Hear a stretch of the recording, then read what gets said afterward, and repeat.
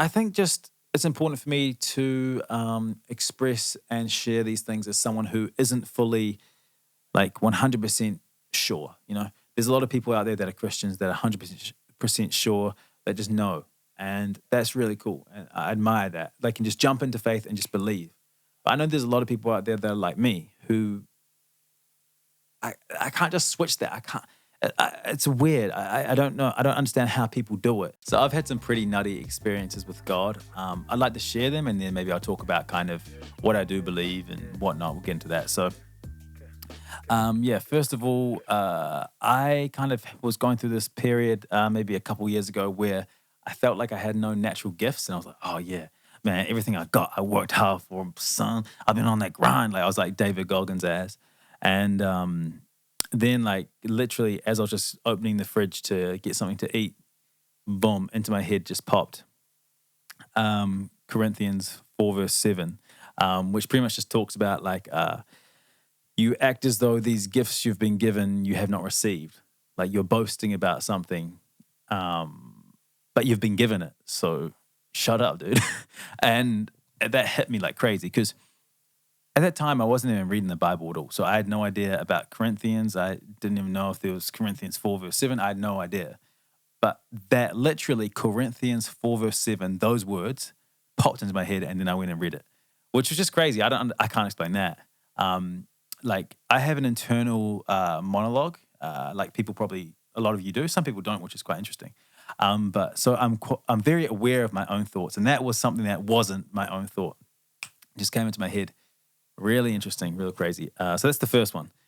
They do get a bit nuttier as well. Now, yeah. And also, I've overcome some addictions as well, which has been quite interesting. I can talk about that at the end. The next one is this one was the most, like, surreal for me. So I was snowboarding with my fiance. We were down in Cardrona, beautiful spot, up on top of the mountains. I was just doing up my bindings like I'd done, 20 times that day already, doing runs. And then again, this thought just came into my head that wasn't my own. And at that time, I'd be going through this period of like, I can't comprehend God. Like just so stuck up on this idea that God is so incomprehensible. How am I meant to believe that? How can I even move forward and have faith in something that I just can't even begin to wrap my head around? And then as I was sitting there doing up my bindings, boom, this really powerful like thought came into my head. I could feel it like in my soul. And clear as day, I guess God just said, I don't need you to comprehend me. I just need you to love me. And boom, it hit me so deep. That was crazy. It was so relieving. And then I went on this like kind of mission of like, how do I love God? And it turns out it is technically impossible, but you just got to give it your best shot, because to love God, you got to keep his commandments, and to keep his commandments, you have to be perfect. So it's pretty much impossible, it is impossible to do it perfectly, but the idea is not to do it perfectly. It's to do it the best you can and to ask for help and ask for strength to do that. Anyways, yeah, so that was crazy. That was the most surreal for me, because it was like, boom, like the hit of that was, whoa, that was nutty. The nuttiest one, I need to get out the Bible for this. And I'll get into like if I believe this soon. So, because hearing this stuff from someone who's like, oh yeah, I believe it, I find that, yeah, it's helpful and it's inspiring, it's cool. But part of me is like, they're biased. And everyone's going to have biases, like the way you're raised. Just us, generally, people watching this will probably be in the Western world, So just us, we're going to have biases towards Christianity. We're going to have bias towards Western values. But so I find that someone like myself, and I'll get into this, who struggles with faith, who struggles with believing something, can't just believe something for the sake of believing it. I have to know why. I have to, like I was saying before, have a kind of comprehension to then understand something. Like, for an example, if someone told me do this specific exercise just cause, I'm like, no, I'm not going to do that. Why do I want to do that? Oh, it'll help you to jump higher. It will protect your knees in the long run. Oh, great. I understand why I'm doing it, so then I'm committed to it. So I need that kind of understanding to commit to something. Anyways, this next one is kind of nutty. So I had this crazy dream.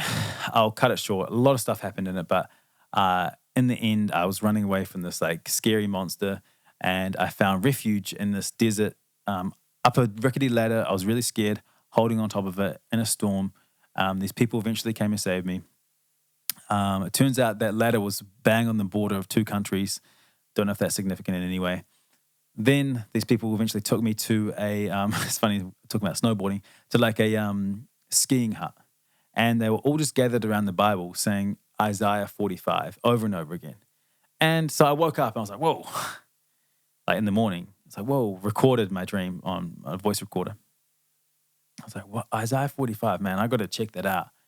I didn't even know if Isaiah goes up to chapter 45. That's kind of crazy.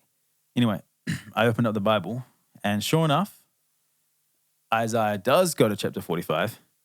And that chapter is called Cyrus, God's instrument, which is quite interesting because, I make music, and it would be the coolest honor to be God's instrument, God's instrument in helping the world become a better place / implementing his plan, that'd be crazy. Anyway, so I was reading through it, and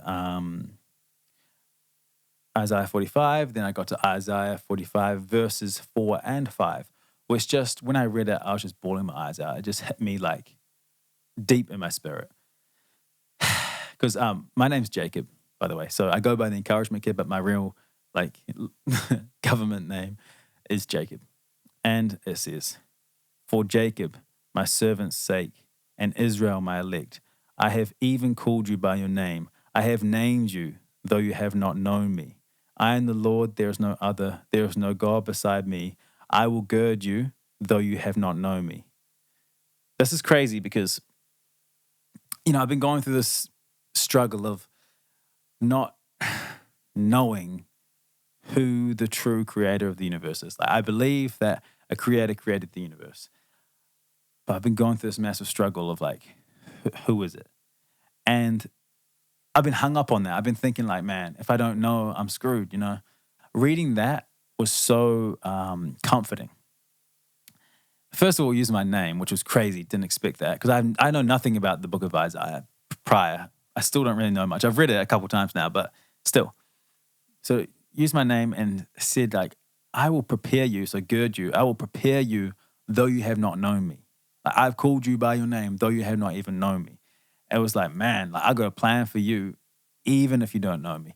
That was crazy. So I'm hoping and praying one day that eventually I will know, but that to me just meant so much. Especially, and also there's no God beside me. So that is big too. Saying that I am God. It's pretty much God saying, Jesus saying that, nah, it's me. It is me. Don't worry. But still, I still wrestle with this doubt, of course. So I wanted to get into this. What do I believe? Am I Christian?